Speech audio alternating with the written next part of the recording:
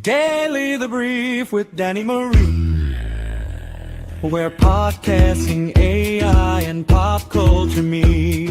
From creator news to what's trending today, we're breaking it down the Danny Marie way. Tips, tools, headlines, and industry tea. Weekdays at 12:45 PST. So grab your notebook, coffee, or your tea. It's Daily The Brief with Danny Marie. Yeah!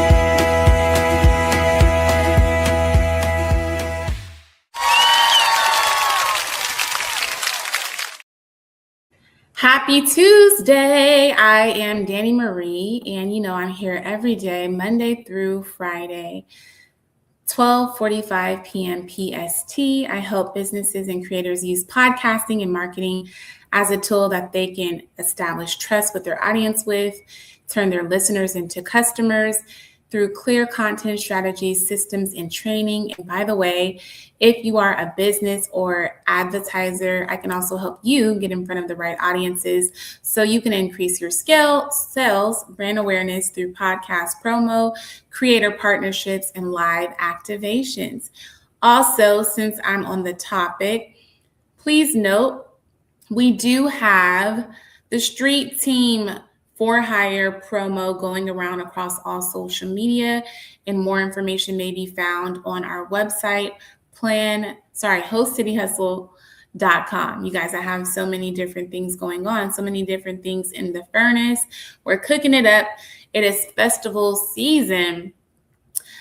Today, the topic is why your podcast needs a newsletter and how to survive the 2026 algorithm shifts. Thank you all so much for tuning in. We have some people tuning in from Twitch. Shout out to you. 0 to 50 real viewers from peakpie.com. Shout out to them. And since we're on the topic of Twitch, did you guys see Cenat released his trailer yesterday for the second Streamer University? So let's cut to that very quickly. Let's share that very quickly. Cenat released his trailer, and I want you guys to tell me what you think. Let me show you as I cue that up. Comment the word live if you're watching live, and if you're watching the replay, be sure to comment the word replay. All right, let's hear from Cenat from the Streamer University.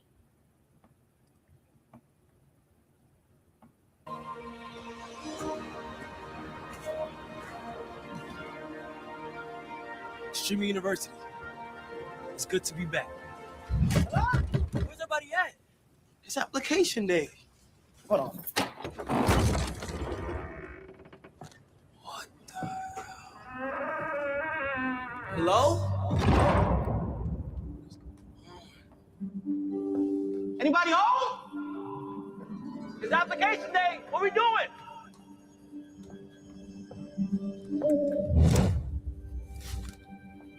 Oh my gosh, what happened to this place? Are these supposed to be the new uniforms? Damn. God. Who's there?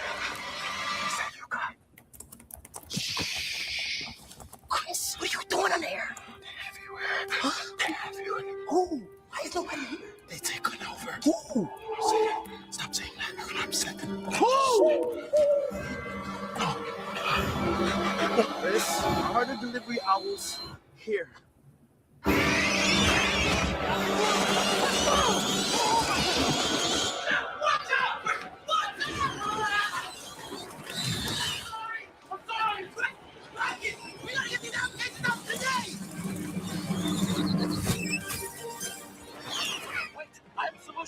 I've been working on this paper process. Where is it? We're over here. Yes.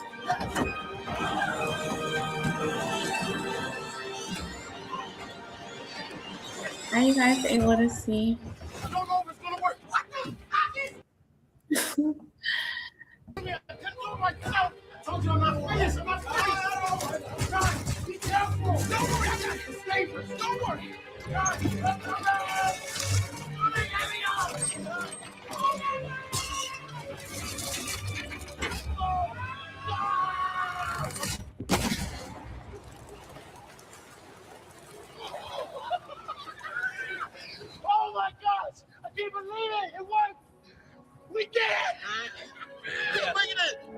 last semester.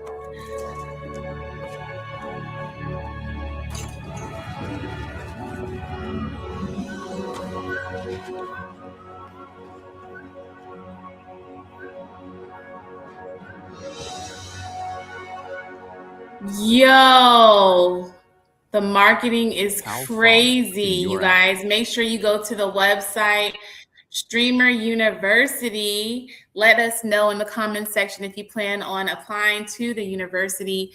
Big shout out to Kai Cenat. You know, he took a pause for a moment from what I recall, right? Because I guess maybe he felt the pressures of streaming every single day and getting critiqued along the same process, maybe even undervalued and underappreciated. The last thing I saw of Kai Cenat when he was still in the thick of it was, I think he was at the awards show and he met, I believe, the founder of Twitch. Correct me if I'm wrong. And there was some back and forth. And I think Kai Cenat just felt slighted. So to see like him cut off his hair and to appear back on the scenes doing fashion, and then he's still doing the Streamer University. So I think that he took a hiatus from streaming. He's built his brand to where it is now so he can move swiftly into something else. Kudos to Kai Cenat, right?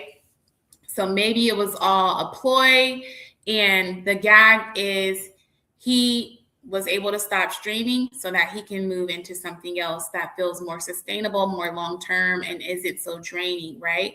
So I'm curious, again, if you guys plan to apply for Streamer University with Kai Cenat, let me know in the chat because I will put it up on the screen, give you a shout out, especially for those of you who are watching right now on Twitch.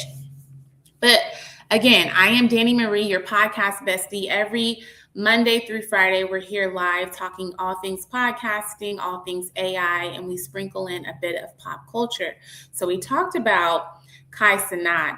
Now let's also mention Desi Banks. Speaking of creators and content, because this journey is not easy, right? So something else that caught my attention that I want to bring to you today is Desi Banks. So I guess he was expressing himself yesterday and his frustrations as a content creator and influencer. This is only a small portion of what he shared, but from the gist of it, he says, I'm in the car just thinking, like, damn, I know I'm grinding every day and I really just want the world to see me as greatness because I'm really putting in work and to be something special for my generation. I only say this because we live in a social media world and thus the battle we have to face, the pick and the choose. And it's like, damn, I've been doing it and still elevating, and I be feeling people don't even have the patience for me anymore. I will say, as Desi Banks is experiencing what feels like his plateau, it's interesting to see people like Drewski who are elevating, who I consider them both to be kind of in the same pocket, in the same lane.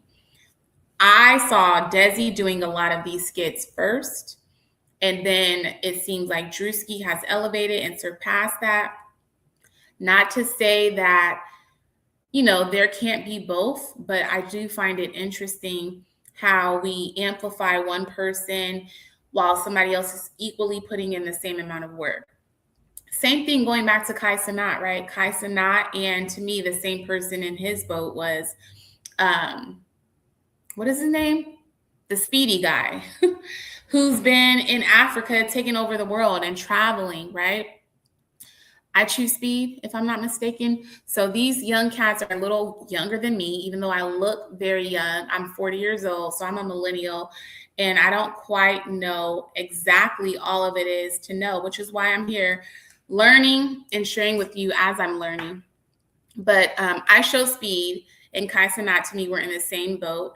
Kai Cenat got a lot of hate. Mr. Speedy, we're gonna say, he's being elevated. Same thing with Desi, right? And Drewski's being elevated. So I do understand the wins and the woes of content creation, the wins and woes of, doing this all of the time and not feeling like you're getting the recognition that you deserve.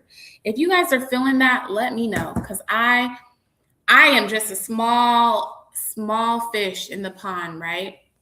And I'm just now starting my podcasting journey. And with that, I've been having to do a lot more content creation because I have businesses that I want to create and run, right? But I know that in many cases, you have to be front facing, you have to show up online, and fighting the algorithms every day is no fun.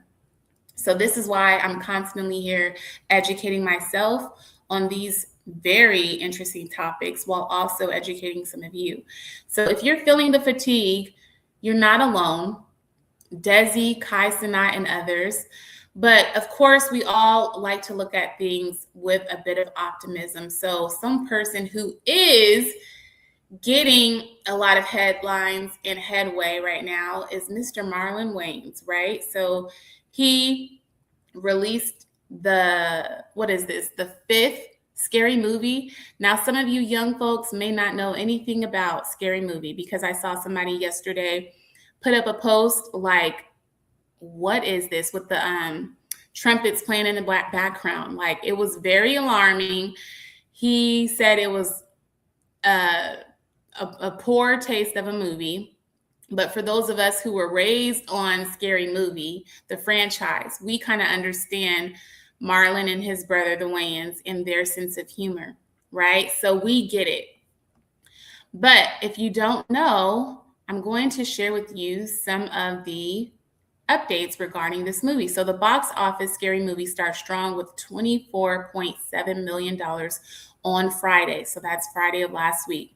Masters of the Universe takes second with 11.7 million. Scary Movie 6, is on a pace to set a franchise record after a stellar opening day. Paramount and Miramax Scary Movie 6, the first in the parody series helmed by the Wayans brothers since 2001, Scary Movie 2, grossed 24.7 million domestic on Friday from 3,490 cinemas. So by Sunday, the horror comedy is expected to make $56 million. So why am I sharing all of this? Well, again, as a content creator who's a student of the game, I do think that, one thing you have to be true to is your authentic self, no matter what. That is one takeaway. If I can share a gem with you guys, that's one takeaway I would give to you.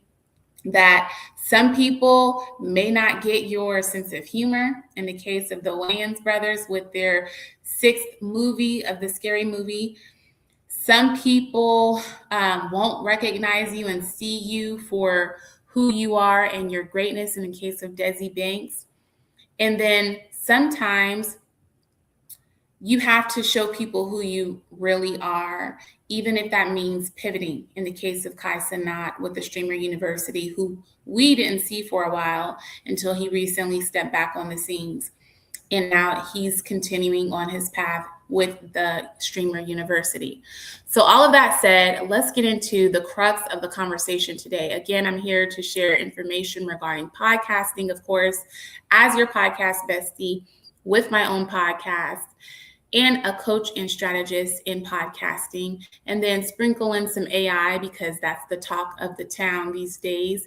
And then, of course, we just talked about some pop culture updates for you, right? So my first segment and the first thing I want to share with you, podcast discovery is becoming more conversational. Spotify's newest podcast features allow listeners to ask questions about podcast episodes and receive answers in real time, while dynamic creator sponsorships are also expanding. Now, I've noticed this already on like YouTube with the Ask feature.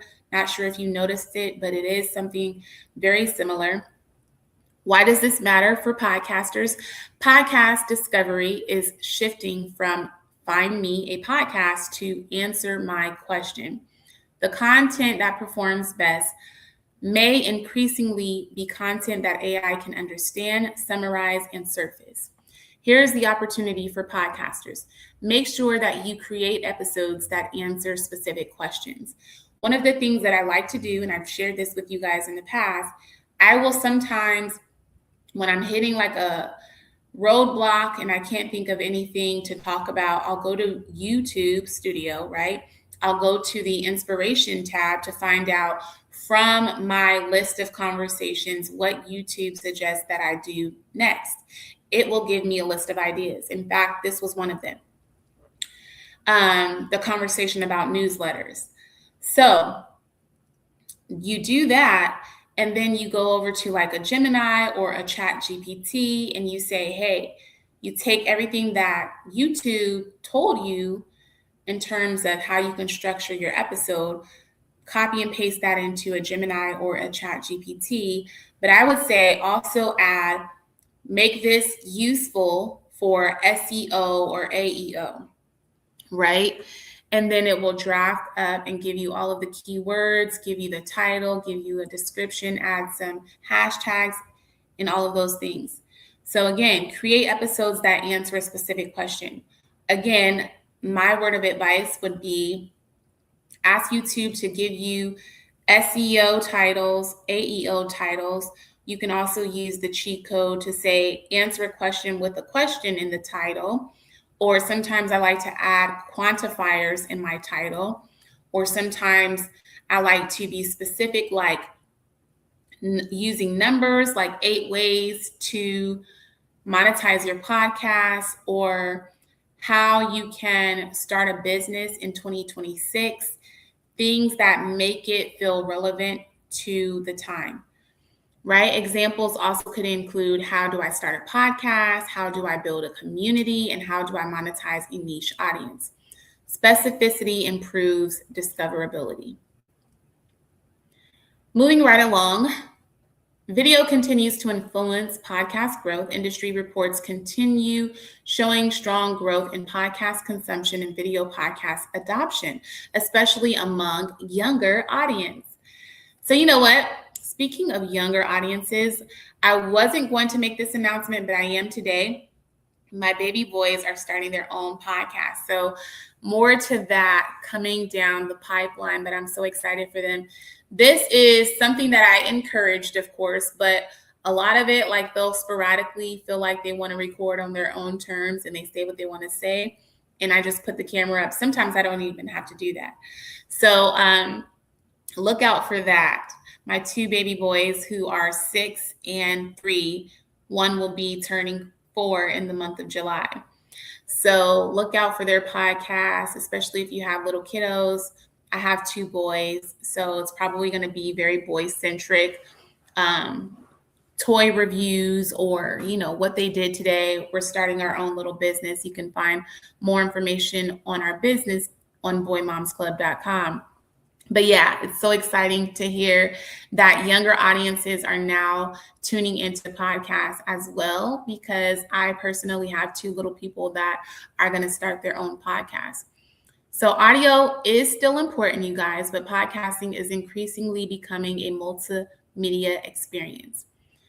Some AI development. So AI movement arrives. So Apple AI movement arrives. Apple is expected to unveil a major Siri upgrade focused on personal context, conversational capabilities, and deeper integration with user data while maintaining privacy protections. Sidebar, speaking of privacy protections, I just got a notification through email yesterday that Facebook, or Meta that is sending out the next batch of basically money that they owe people because of a settlement money. So check your email, because you may have been awarded. And then 2, I just also, before I started my live, I just finished watching about halfway through Oprah Winfrey. She's on live talking about all of the dark sides of AI. And so she has a full panel talking about the dark side of AI, things that we all already know about. speaking on the topic of like privacy concerns. And there was an opening story that was very jarring and alarming. This mother, who I think was separated from the son's father, but he was still present in the audience. The mother was there sharing her story about her son, who I think was about 12 years old, who basically ended his life because we don't exactly know the reason why, but he was having some type of interesting conversation with AI, and AI basically became, so to speak, his lover. And I'm still trying to find the right language, but it was very interesting. So make sure, if you haven't already, just to educate yourself, go watch that panel with Oprah Winfrey. Now, some of it I will say is a bit woo-woo. Some of it you would say, this can never happen to me. But I think that's the problem. A lot of us feel like we cannot ever get to a point where we're falling in love with a robot, right? But they're talking about the mental health behind it, the psychosis behind all of it. So make sure you guys check out that video. Come back and let me know what you thought of it. But I do think it's an interesting conversation, and I do believe that it's something that we all need to be educating ourselves on, especially for the sake of our children. So that said, let's move it right along. All right, so going back to Apple's AI moment arrives. Apple is expected to unveil a major Siri upgrade. Why does this matter? So for years, Apple was viewed as behind in AI. Now Apple is attempting to leverage its greatest advantage, access to billions of devices and personal context data. The opportunity for creators, you should pay close attention, because personalized AI assistants may become a major content discovery tool. Also, OpenAI launches sites. OpenAI introduced a new codex capability, allowing users to generate and deploy internal applications using simple prompts. Why does it matter? The barrier between idea and implementation continues shrinking, and small business owners can increasingly build tools without hiring developers. So the gap between creator and software builder is narrowing down. Could be a good thing, but also look out for some of the cons, because sometimes we jump headfirst into these things, not thinking about what the ramifications might be. Also, AI competition is becoming brutal. So analysts increasingly describe AI as a gold rush, where companies are rapidly expanding into one another's markets. OpenAI, Anthropic, Microsoft, and others are launching overlapping products and competing across multiple categories simultaneously. Again, going back to that word I said earlier, fatigue. Some of us are very fatigued with all of these new applications, and we just don't know, like our head is on a swivel. We don't know which one makes the most sense for what we're trying to do. We're trying to be up on all of the trends and all of the latest, right? But some of these things all just do the same thing at the end of the day. So like ChatGPT, Gemini, Manus, some of them you could Claude, some of them you can do without. Just figure out what it is that you need and just keep your top 5 or top 10 apps, and don't look beyond that, okay? Go back to some of my previous lives where I talked about, like, here's my top 5 or top 10 recommendation tools for podcasters and content creators. But don't fall for the hype, right? Be in the know, be educated, but don't necessarily fall victim to the viral apps, right? Because you can easily become fatigued. Creator economy updates. So the creator economy is growing very quickly. The creator economy continues expanding, with valuations estimated above $300 billion globally. Meanwhile, creator businesses increasingly resemble traditional media companies with multiple revenue streams. So again, go back to one of my previous lives when I say that you are the media company now. You need to be thinking about building your own creator ecosystem, because right now you have the upper hand as a content creator, People are looking for people who have a niche audience, so they're looking to you, right? What does this mean? The strongest creator businesses now include content, community, newsletters, events, partnerships, products. Content alone is becoming less defensible. So this is what I preach. This is what I teach. Make sure, if anything else, you're following me, make sure to like, comment, subscribe, hit that notification bell if you're watching on YouTube, because we're always talking about this on our platform. Some platform changes that you should be aware of. AI is moving to the edge. NVIDIA and Microsoft are pushing AI processing from cloud servers onto personal devices through new hardware and infrastructure initiatives. Now, this one, every now and again, I need to call in for reinforcements. So I need to ask ChatGPT, because I have a question about this as I'm reading it out loud. Because NVIDIA and Microsoft are pushing AI processing from cloud servers. So I know that there's like a lot of water use right now.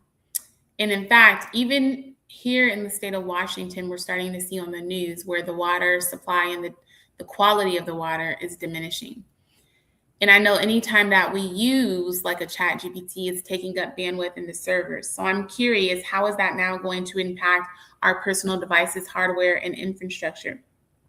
My thought is, and I'm not the expert, I don't know anything about this stuff, but my thought is more subscriptions, because it's going to require more bandwidth, more gigabyte, terabyte, and all of those things. So I'm going to ask ChatGPT to clarify what exactly does this mean.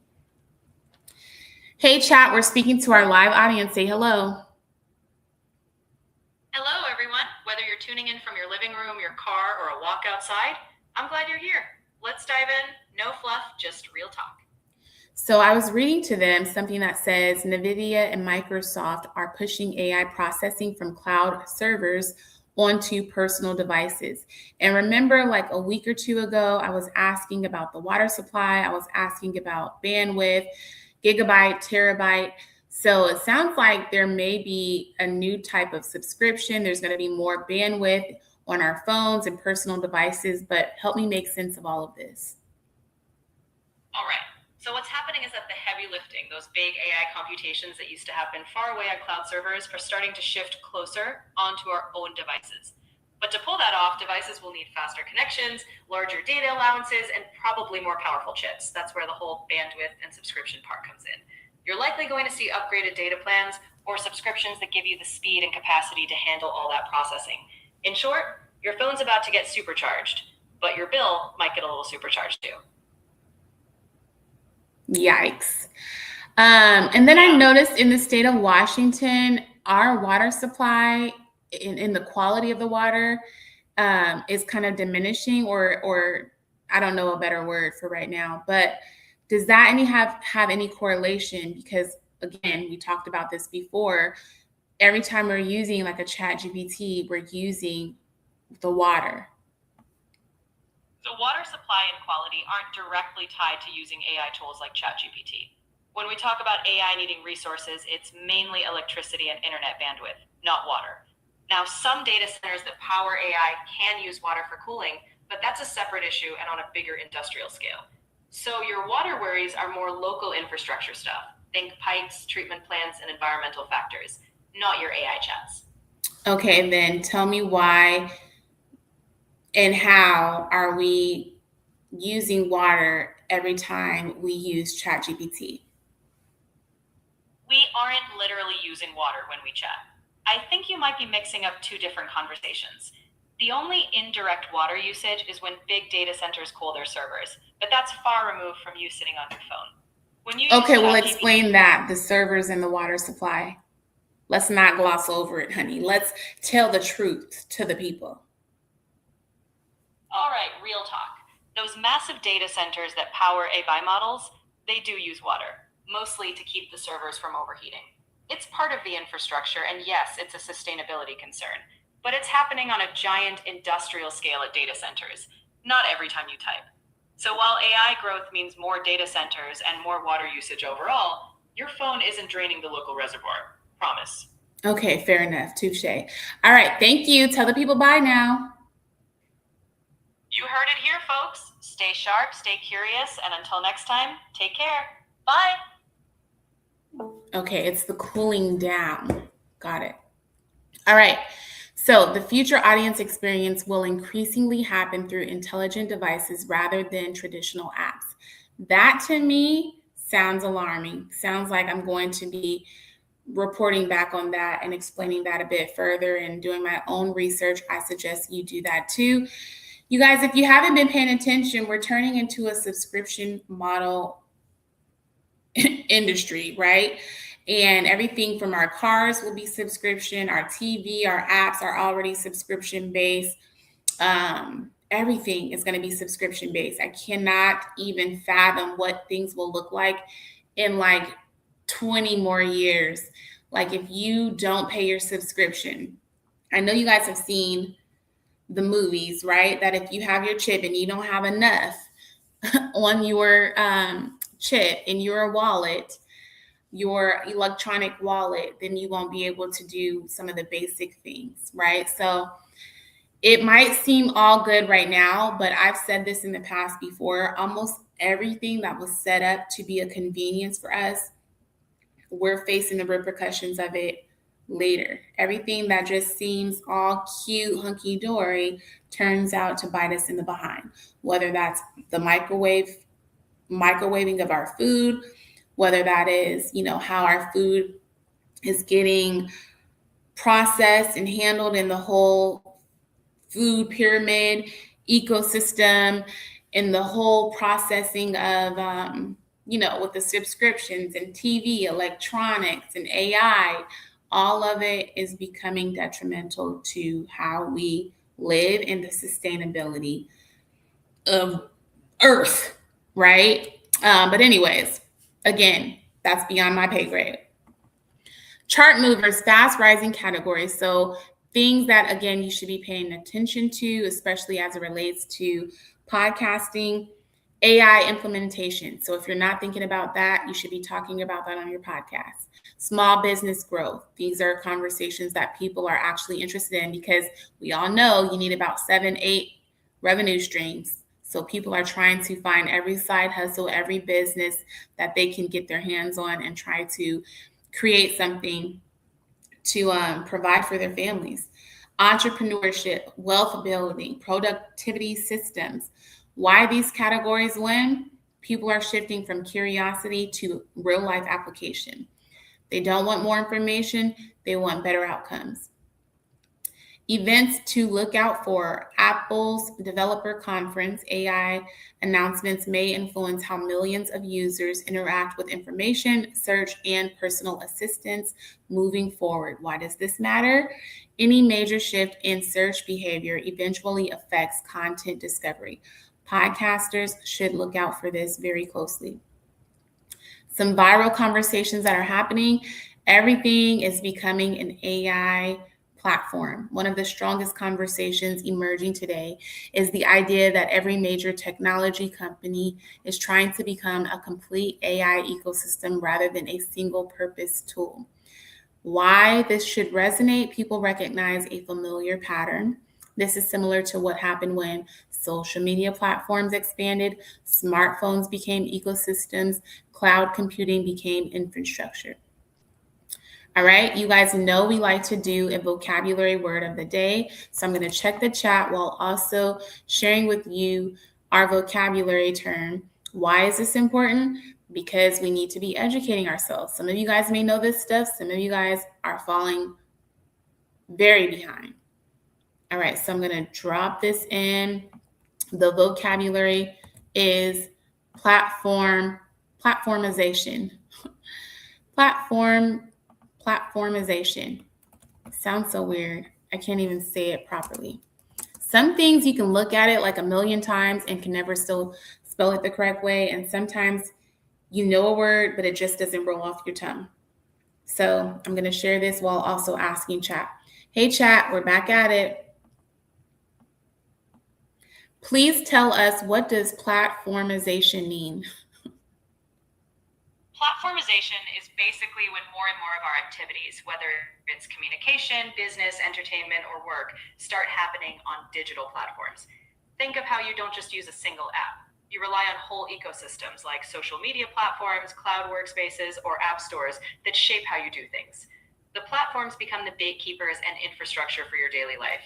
In other words, everything ends up happening on a handful of platforms that shape your possibilities and choices. All right, give us a podcast example. Sure. Think about how podcasting used to be. You'd record audio and just share it around. Now platforms like Spotify or Apple Podcasts shape the entire ecosystem. They're not just hosting, they influence discovery, monetization, and even how creators interact with listeners. So platformization in podcasting means these big platforms now set the rules, control distribution, and frankly, take a cut of the action. Give us an example for content creators in general. Take something like YouTube. It's not just a place to upload videos anymore. It's the platform that dictates how creators are discovered, how they earn money, and even what kind of content thrives. If you're a creator, you're playing by YouTube's algorithm rules, using their monetization tools, and building your business model on their ad system. That's platformization. You're not just creating content, you're navigating within a platform's ecosystem. All right, give us an example for like a business. Think of a small business selling crafts. In the old days, you might set up a local shop. Now, you're likely relying on platforms like Etsy or Amazon. They handle your storefront, payment processing, and customer reach. But that also means you depend on their fees, their search algorithms, and their rules. That's platformization. Your business now exists within and is shaped by these digital platforms. All right, so thank you for the word and the example. Please tell us the pros and the cons overall. All right, big picture. On the plus side, platformization gives you easy access to massive audiences and tools you'd never have solo. Think instant global reach and built-in monetization. On the flip side, you're at their mercy. Algorithm changes, fee hikes, or rules can shake your whole game. You gain scale and simplicity, but you lose a bit of control. It's a trade-off. Powerful, but you got to play by their rules. All right, well, that's good because the topic of the day is why your podcast needs a newsletter. Sorry, you guys, my video, I'll fix it in a minute. Why your podcast needs a newsletter to survive in the 2026 algorithm shifts. Perfect. That's a spot-on tie-in. With platforms always shifting algorithms, whether it's discoverability or monetization, having a newsletter gives you direct, stable access to your audience.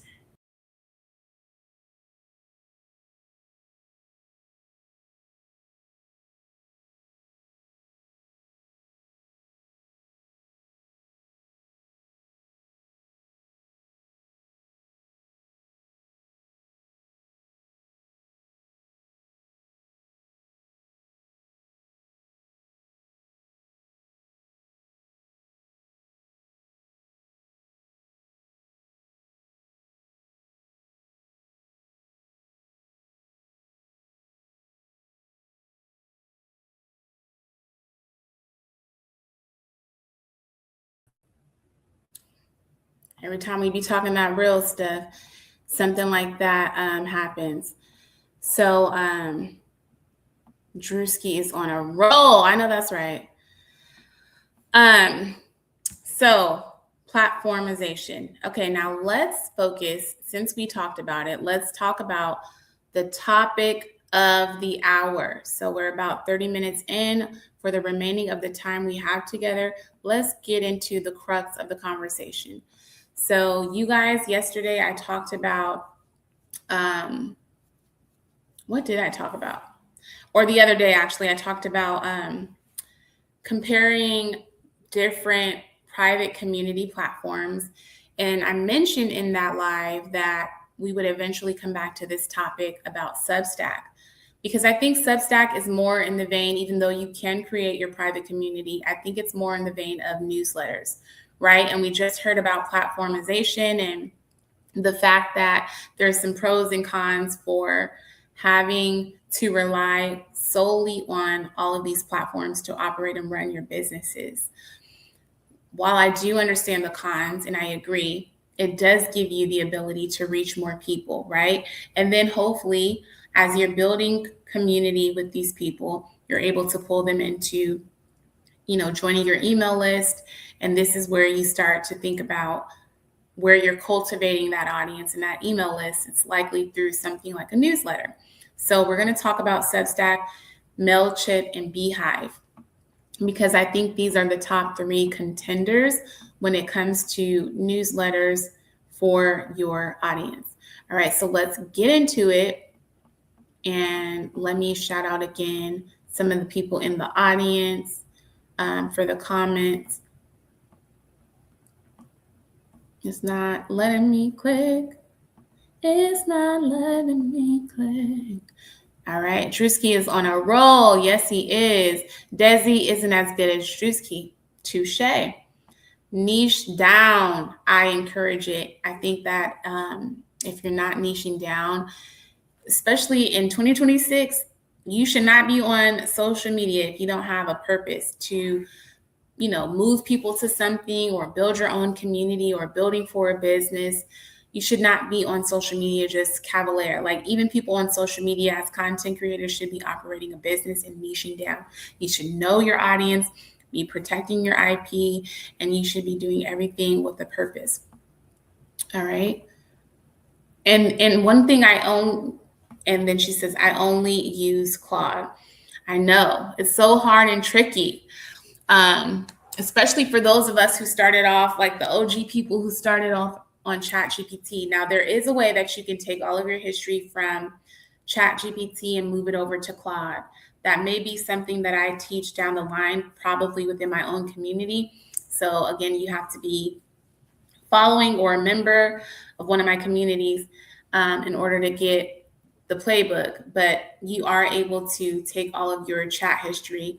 But it's been hard for me to convert over to Claude using ChatGPT, then moving over to Gemini, then going over to Notebook.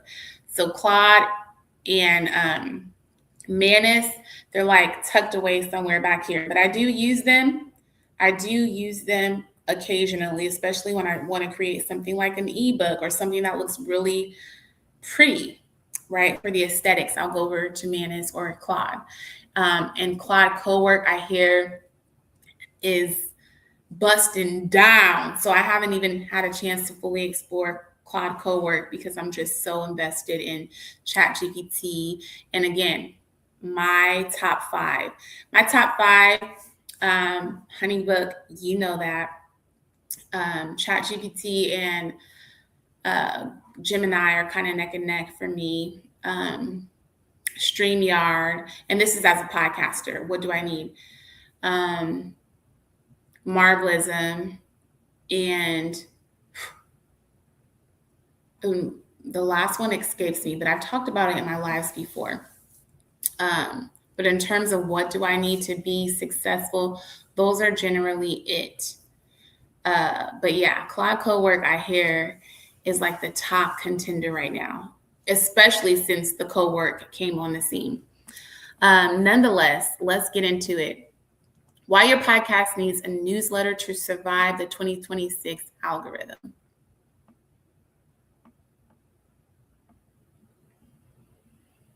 For years, podcasters were told, build your followers, go viral, beat the algorithm, but 2026 is proving something different. The platforms that are changing, and they're changing faster than ever.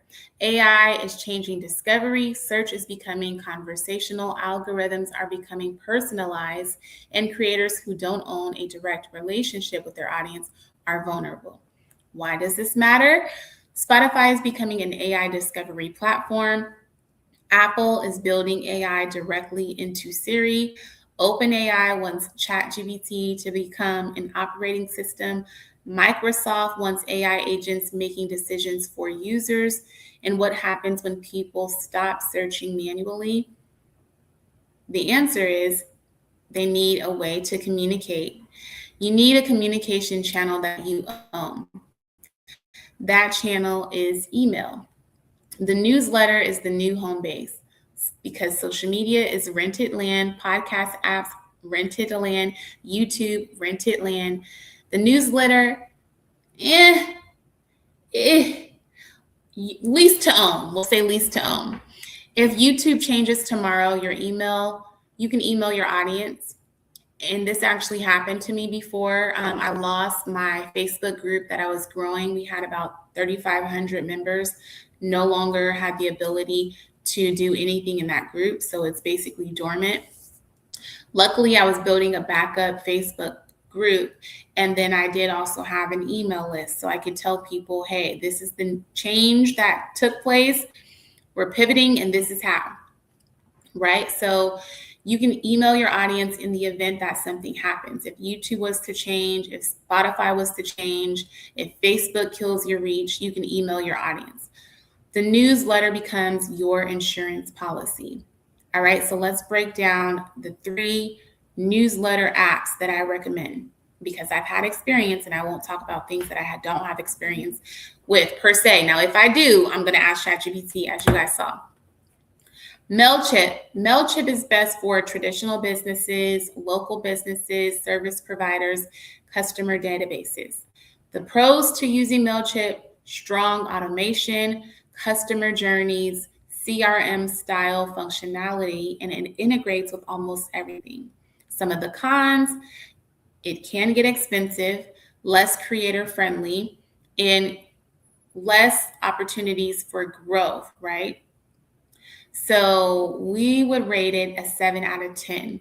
Best if you're building a business first. Beehiiv, and I've talked about Beehiiv in recent lives with some of their changes. But Beehiiv is best for podcasters, media brands, newsletter first businesses, independent creators. So if you're like a media company, you probably are putting out a newsletter almost daily or weekly. Beehiiv would be a great suit for you, great fit. Some of the pros: they have a referral program, they have a website included, SEO built in, sponsorship marketplace, audience growth tools, multiple publications. Some of the cons: there's a slight learning curve. It's a newer platform, but we would rate it a 9.5 out of 10. Now, as for Substack, it's best for writers, thought leaders, personal brands, and journalists. Some of the pros: I have a ton of pros. Built-in discovery, easy setup, community features. I love the fact that it has an RSS. Well, you can create it as a podcast with an RSS feed. You can do an audio version newsletter. You can use it for blogging. You can use it to go live, like we're live right now on Substack. You have your feed over there on Substack. You can tailor and customize it so it fits your brand. You can import all of your email lists, right? So that anytime you're live or anytime you want to send out a blast notification, it will go to everybody on your email list. But the best of all is you can segment it so that it's also a paid subscription-based model. Your audience can watch you free, live, or like Don Lemon, something that he does over there on Substack. He'll make the live free and public to everyone. But if you want to be a part of the chat, and I know the chat gets heavy, like they're talking about Donald Trump every other day, you have to be a paid member, right? So for you and your brand, you can essentially set something up like that on Substack. Some of the cons: you don't fully control the discovery. And I agree, it's very insulated. So you have to, again, import your own audience. A lot of times, I don't even see everything on my feed. There's so many people and so many things to follow and so many different verticals. I go over there for the purpose of going live or to post, and I'm out the way. And the only people that really see me are the people who are on my email list.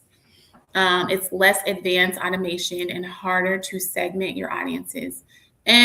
I don't necessarily agree with that, but I would give it, out of all of these, I would give Substack a 10 out of 10. Great for people who want simplicity. So the real question is, most creators ask, what newsletter platform should I use? Which is the wrong question. The better one to ask is, what kind of business am I building? If you're building a media company, choose Beehiiv. If you're building a personal brand, choose Substack. If you're building a service-based business, choose Mailchimp. All right, so we talked about Cenat very early on, the Scary Movie, and Desi. Why is Streamer University important? Because institutions own their audiences. Universities don't depend on Instagram. Membership databases, alumni records, direct communication, the same applies to creators. Scary Movie, Why did Scary Movie open strong? Brand recognition. People remembered it. The same thing happens with newsletters.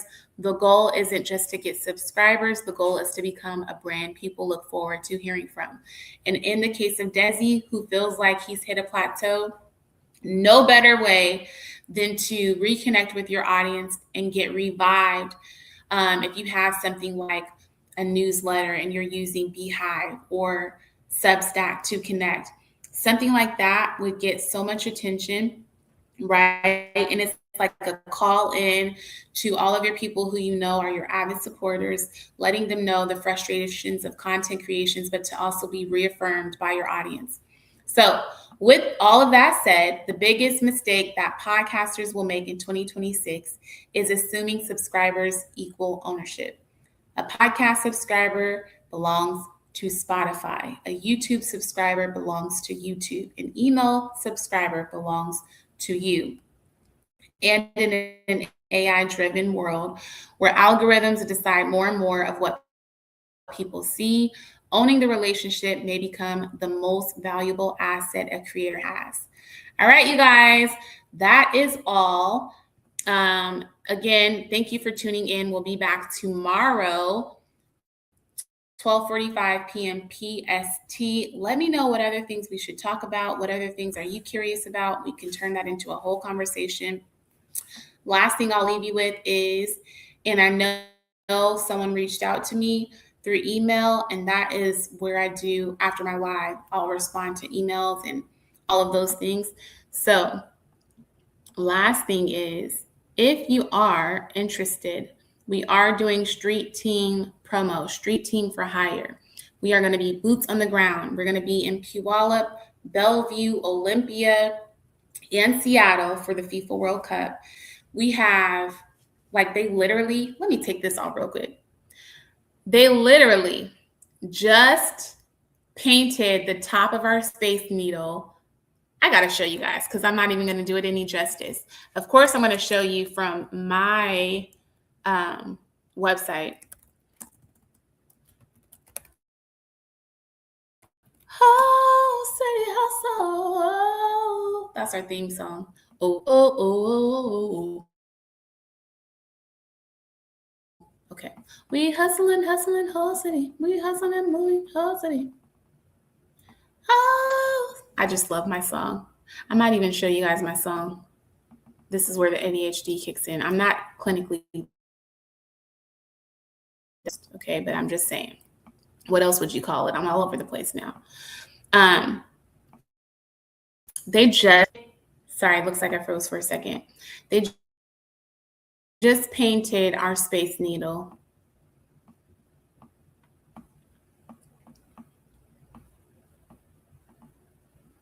It's just, I can't even believe it. So not only are they painting our Space Needle, I feel like Seattle's really putting in the work. At the same time, I also feel slighted. So I do have a petition going on. We should have been having a seat at the table when it comes to the steering committees and the planning process. But they literally just painted our Space Needle. We'll call it a hat trick.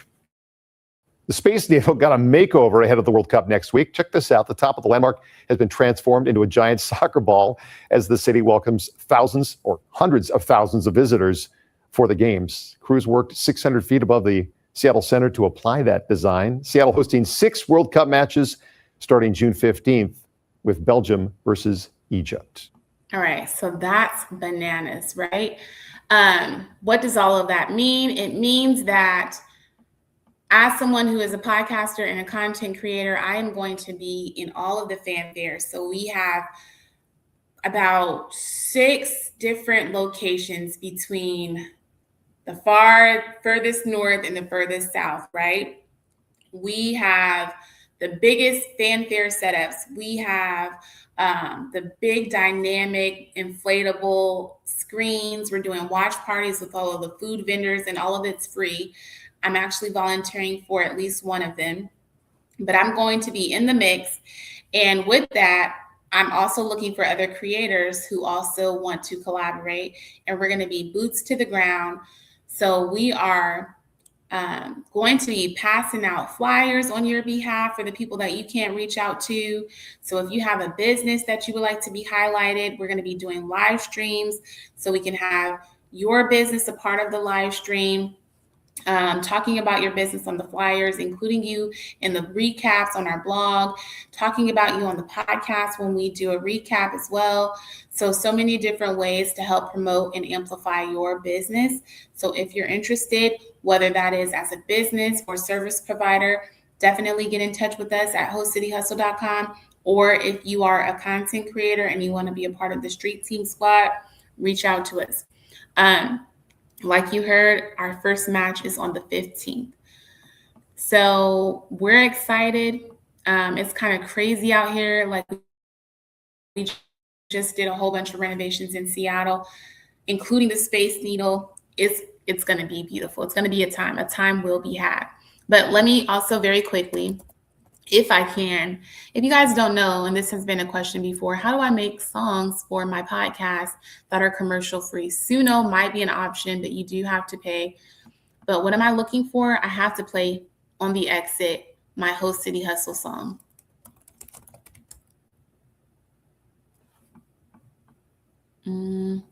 Jesus, we have so many. Host City Hustle. Oh, that's like a drop. Host. That's like a drop. Host City Hustle.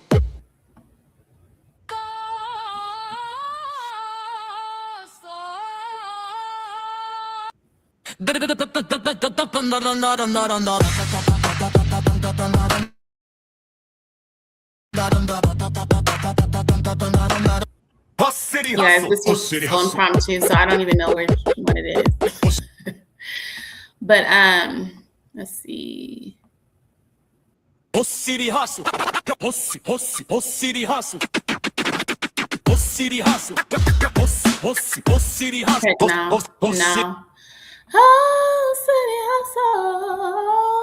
Oh, oh, oh, oh. Let me see. Because I want to play this now. Since we're in the thick of it, I'm already here. I have to commit. I have to fully commit. Now, I don't remember what we titled it or what it came out to be on Suno.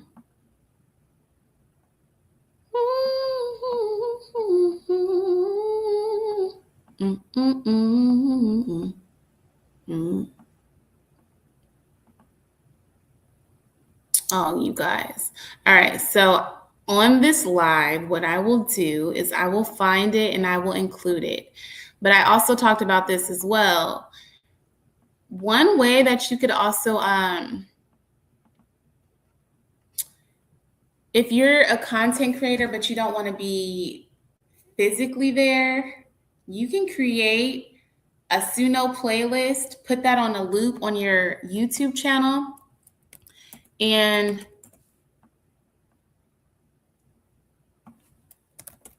here's an example. Oh, City Hustle. Oh.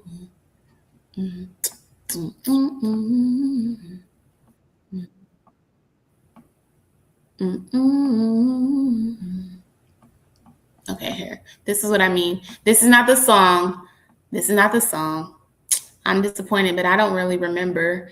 I was just talking and really didn't know what I was talking about because I don't remember what the title of the song came out to be on Suno. So there's no way I could really play it for you. But the loop that I was talking about is this. So Suno, create a few songs.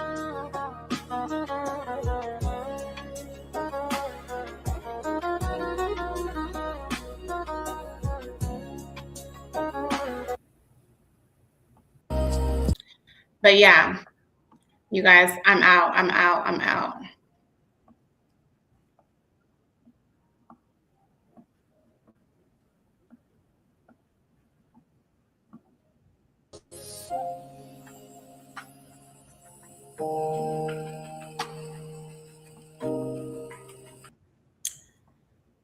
But I'll share what the song is in the comment section, because it's getting crazy. So let me know it's my time to end. You guys have a lovely day. Daily the Brief with Danny Marie, where podcasting, AI, and pop culture meet. From creator news to what's trending today, we're breaking it down the Danny Marie way. Tips, tools, headlines, and industry tea. Weekdays at 12:45 PST. So grab your notebook, coffee, or your tea. It's Daily the Brief with Danny Marie. Yeah.